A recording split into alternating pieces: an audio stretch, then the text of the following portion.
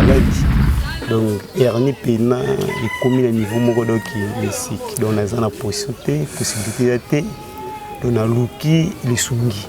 Donc, si on a bien dit, vraiment beaucoup qui t'a en arrivant sur mon place, na fandi, donc, on a vraiment, c'est bien les sungi pena. Ouais, d'accord. Merci beaucoup. En hôpital, vraiment, tellement bon les actifs. Pour ceux qui bon, c'est que le dessin a aussi mangé de la zone parce que avant que médecin Simba donc il faut opérer quelque chose bon à kiss de va $450 et $250 $250 c'est 500 000 francs congolais. Ah 500 000 donc médecin Mouni la salle juste une semaine maintenant nous avons calmement mais médecin Mouni mag jusqu'à aujourd'hui donc possibilité donc alors abino qui nous fait un anda pour sauver mon so anda ko fa ndeni yum tuzal santé ben to fa ndeni okufa donc ya Mouni na luka lisungi pena ndekoma lisungi donc so Mouni mana c'est l'effort ya kuzonga kuna pona zwa meona bino en tout cas bon kitama personne fandi vraiment do poto mona pena po ozo explication nango do normal pena. Est-ce que ozo zo atteint ya ozo na bana? Oui, na bana. Ko bana? On a 5 enfants. 5 enfants? On a moi aussi.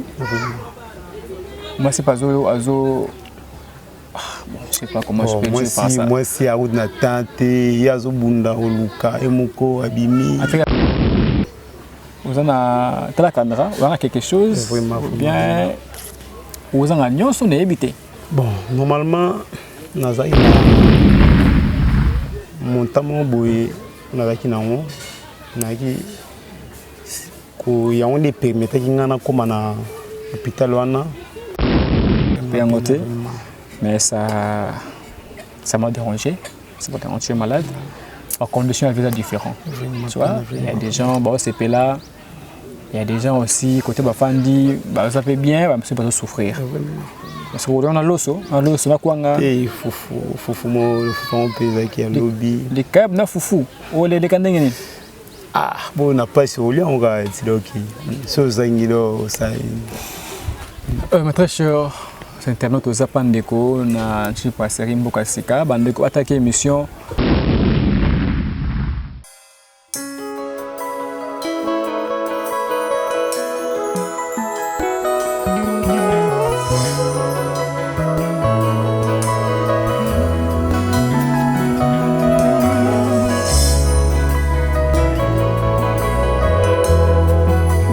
Bonjour chers internautes, je suis content de vous savoir très nombreux de suivre cette belle chaîne Concept Audio. Abonnez-vous massivement, je pense que vous allez se poser des questions. Nous sommes où? Tout ça, on appelle ça Jules Brasserie. Et je pense que Bandeko Obatake Mission Moko, tout ça là, centre de santé hôpital Moko quelque part. Au bandeko abimsaka moi quelque chose pour abimsa bandeko basi au bakanga pona 15 000 francs moko équipe pour la césarienne et je pense ba au bazaki brancher la chaîne au bamona qui image journée bandeko bakanga na hôpital alors gari surpris na je appelle ba bengi ngai na quatre hôpital on avait beaucoup de cas et les baka belé mais compte tenu en moyenne nous ne pouvons pas aider tout le monde to sunga bandeko auto sungaki. Mais, à ma grande surprise, nous appelons Moko Boye, c'est-à-dire que Concept Audio, ils ont la chaîne Moroté, il y a une mission, un musicien, un politicien, un pasteur. Tout ce qu'on rappelle, tout le monde a des difficultés. Donc, il y a des gens qui ont des difficultés. Et il y a des gens qui ont des centres, il y a des gens qui ont des mais au moins, il y a des gens qui ont il faut opérer qui n'a pas été. Peut-être que une bonne opération, je ne sais pas. Ndeko, bonjour. Bonjour. Boni. En tout cas, qui les a dit Ndeko. Vraiment, premièrement, à remercier parce que respectivement, comme il y a une place en Fandi pour réclamation, il y a des beaux sauvements. malgré l'image où tu as eu dans le les gars qui vu que beaucoup de hôpital parce qu'on a eu dans vu que l'image lingue celle qui nous dit que nous a déjà surpris malgré na moni loté il sera présent na bingo awana ibana nini parce que na luka lisungi lo lisungi pena lisuna sérieusement maladie donc hernie pena et comme le niveau moko donc musique donc na zana possibilité possibilité donc na luki lisungi donc so na bingi vraiment beaucoup kita awana résidence mon place na fandi donc pour nazwa nazalama si pena lisungi pena ouais ndeko merci beaucoup. Na awa, je crois que ce Fandaka, puisque na autre hôpital, je ne pensais même pas que non pour le moment dans le quartier, autre hôpital, c'est que non, on va dans la côte, c'est pour cascader la caméraman. Vraiment. Awa. Bon, et je ne sais pas. Biso, tu es qui pour na kusunga bandeko parce que vous avez quitté kusunga bandeko oyo, parce que na kati, na problème ya mbongo. Bandeko pe wata biso basungaki yo moto yaki wana maintenant mon appel na yo non comprenez on peut bien té mon aye ton bisinga pour ma hernie ce que va mission hôpital ou bien ndenge je comprends pas bon hôpital vraiment tellement bon ezati pour ezati bon siko médecin a aussi mangane de azana pour parce que avant que médecin simba do isinga fo opesa quelque chose bon abakis de basenganga $450 et $250 $250 c'est 500 000 francs congolais. Ah 500 000 oui donc ça le hernie parce que hernie la vie hernie est compris na appendicite donc on va doubler so hernie ndenge docteur ayebi pour bon tout bon a été posé la caméra et ça kovimba je peux dire bon normalement hernie vraiment eza interne eza ofimbate déjà était na 4 mende komegi donc il fallait ouais ça va au concept là fandi ka bodo na fandi isolé donc possibilité travaille pas donc le côté na bimarate nité na fandi ka ndako so il bon on pas nani bon lui même na zo qui la partie hôpital wana OK bana bazo na biso on a concept autre. Vraiment sincèrement, moi je n'ai rien à te donner parce que contribution à Kena comme Ti et Panayo, place aux Ali. Je pense que c'est une télévision, tout ça batou et hernie qu'on perd bon moi pour un bon moko oeza peut-être plus passant dans haut azo sakanya nango bien parler yango inutilement bien faire sunga ndeko. Bon, ça dit pas si hernie yango, bon je ne sais pas. Maintenant, est-ce que tout tu ah bon est-ce que c'est parce que mon OK en plein ce qui déjeuner ce qui nous relient dans pété et zanini pour awa n'habiter pour on est d'abiso tout cas tu m'as amené yo vraiment tu m'as amené yo mais au moins tu es quand même ce qu'on va sengi 500 000 francs de $250 yo va mission hôpital wana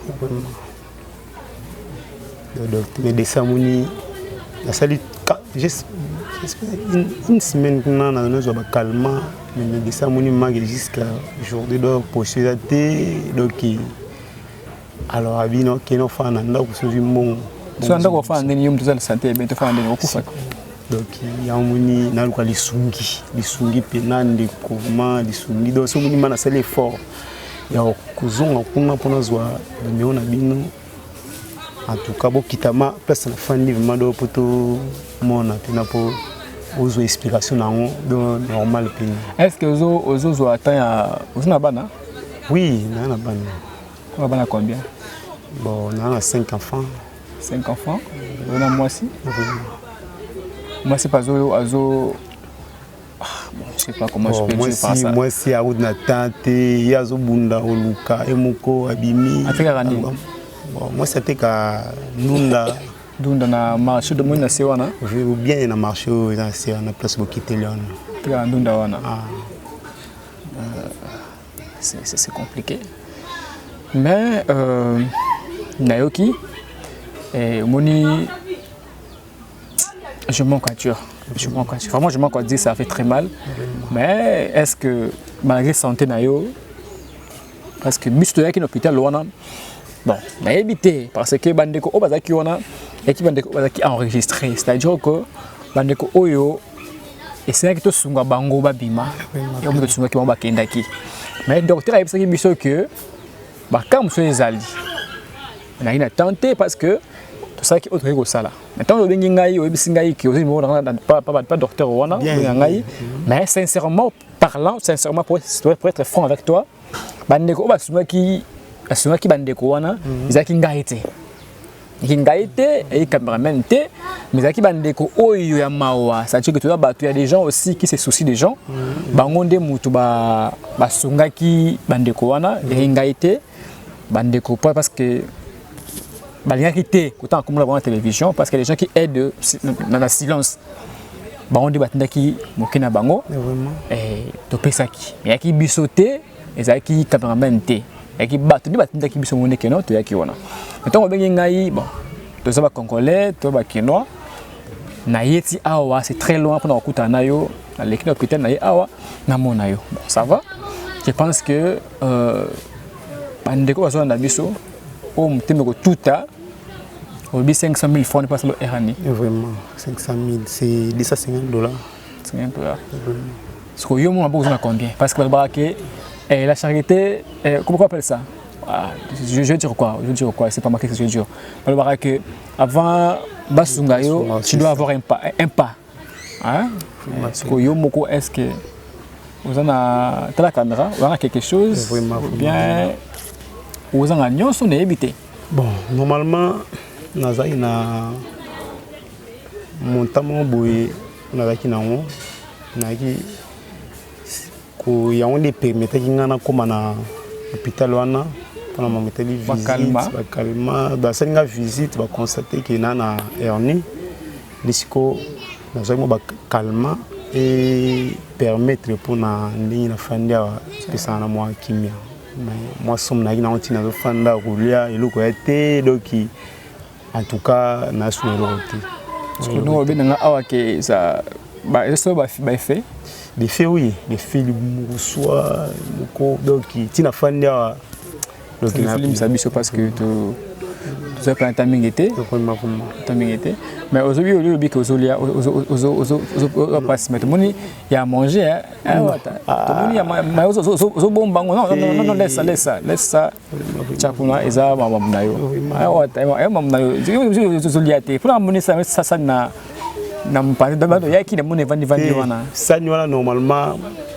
bon na to defa mo likabo apa mama zana ka modo ya mungu fallait pas utnalia village bien bien en village ni oiza village oiza njil basiri mais maintenant le ville que bon mungu mais elle quand bois elle déjà musuba la biso ba balia mais ngapela una nanza ina zao so yo za le quand même to de ko de la cameraman le kaba mo moni on te so moni mo malgré oh mutu tu fais radio te la sana le tu fais parce que moi nga mboka nimisa nga pe on rolia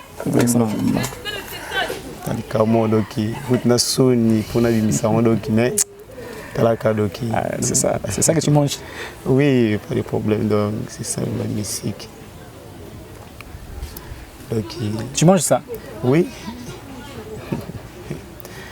quand même tu vois je pense déco bon ça va na d'abord au lit hein bien noté mais ça m'a dérangé ça m'a rendu malade en conditions à visage différents tu vois il y a des gens bon c'est là il y a des gens aussi côté bafandi bah ça fait bien bah monsieur pas souffrir parce que on a l'osso na kwanga et fufu mo pesa qui a lobby les câbles na fufu ou les kandenge ni ah bon na pas sur lui on va donc so zangilo ça ma très cher internaute aux apandeko na tu passer mboka sika bandeko attaquer émission il y a des bosso et émission de Robin Sabandeko mais il y avait aussi un gars à l'intérieur on a beaucoup peut-être une idée d'abenga à l'hôpital pour ceux qui hernie dérangé derrière ceux qui 500 000 francs congolais pour l'opération c'est ça pour ça hernie donc ça fait très mal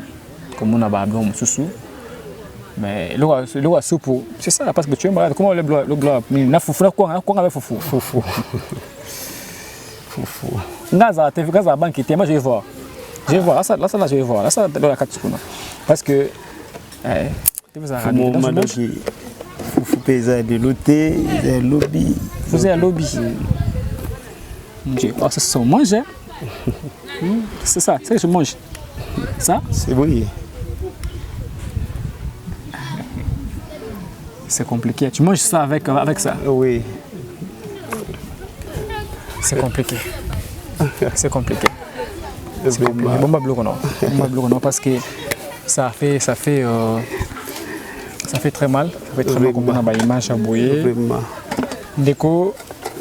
Non, zongela yo. Vraiment. Parce que ça fait même pas.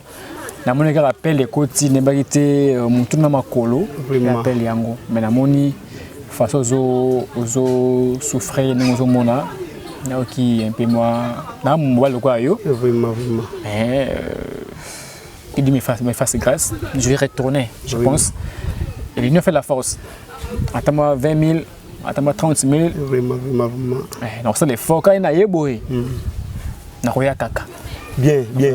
Vraiment. Nakoya kaka on a meka un peu ko sunga yo. Na mukie. Oyo normalement mais au moins bandeko bazo na biso balabala ndio bayoki yo. Toyoki. Je vais pas m'inquiéter parce que moi aussi j'ai à faire. Je vais là, ce qui est pour paiement. Mais je sais que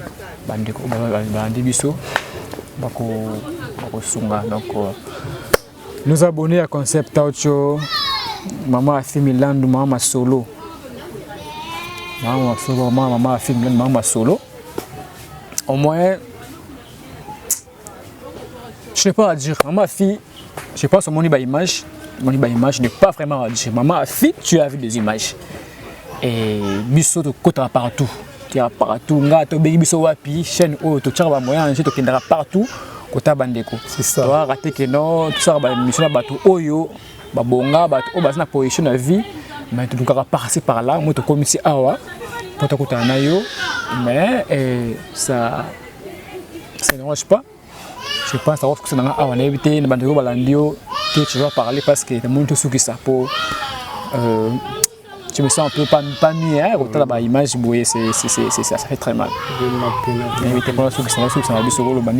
Normalement on a remercié il y a les bossons on a remercié la possiblement le monde y a donc on a remercié ma casse des bokité les awa besoin déclaration d'engagement personne fandi donc c'est le propre fort donc il a aussi un grand zambé à tout amité ma yabatwa o bandi ko ba ki bon koki ko aider donc pour moi les souligner ça va ça merci bandeko balandi yo bayoki yo et TV radio te soki bandeko basungi au moins on a parce que biso awa tozaka na clarté hein soki bandeko basungi tokoyaka awa kaka kana kiti ovandi ona kana sanza ete oyo tokoya awa toyebisa yo ke moni moi 1000 francs oyo moi 2000 francs oyo sipende ko lobi to akomo to ta kombo na ye c'est pas bien dans le silence trop dans le silence donc déjà pour monter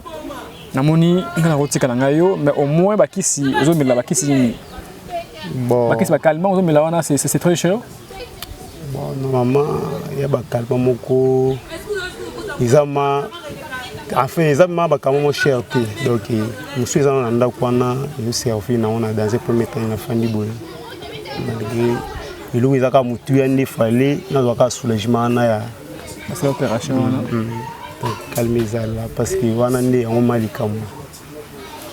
OK, ça va, ça ne dérange pas. Alors ordonnance à qui c'est nango? Ordonnance c'est les ça va? Je pense que je suis un peu touché moi, et c'est comment je crois que je peux faire au moins Zabasunga. Mais bien que déjà ici je pense que koya awa même wata ya boss na pas pambate. Mais bien que toko luka kaka pour que to C'est ça. C'est ça, merci. Voilà, ezaki ndeko oyo toandaki émission moko ya sociale eyaki ndeko oyo tokoluka place oyo na place ezalaki nango na kokoso eyaki nango ye nde abengi biso pour que intervenir na cas oyo aza na yango cas opération ya hernie ce qui est interne le docteur posait un peu une idée dans ce que je dis ici parce que c'est pas mon domaine hernie ce qui est interne comme ça. Et c'est 500 000 francs congolais. 500 000 francs congolais, ça veut dire que 220 dollars comme ça, 220 dollars comme ça, voilà. Donc, sur l'émission, ce que vous avez moi quelque chose, ce que vous allez au Sungandeko, bien sûr, dans la clarté, c'est-à-dire que tu remettre Nyos Oyo pour couper ça. Je pense qu'on a fini. Hein? On a fini. C'est ça. Voilà, la roulim, c'est parce que là, on a étalé ça à la télé comme ça, c'est pas normal. Voilà, c'est par ici que nous mettons un point final dans cette émission d'aujourd'hui. Merci à toutes ces personnes qui nous ont suivis. Merci à Janez Diamant Noir. Merci ma soeur, à toi, que Dieu te bénisse aussi. Maman Afi Milandou, je te salue. PDG Audace Milandou, encore et toujours. Malgré que sinon, ma politique. Quand ma politique, ma politique. Donc voilà, voilà, quant à moi, je vais retrouve prochainement, puisque c'est un village, donc voilà. Si vous voulez me contacter, appelez-moi au 090 735 31 03, 090 735 31 03. Quant à moi, je vous retrouve au Lab 6 prochainement. Bye bye.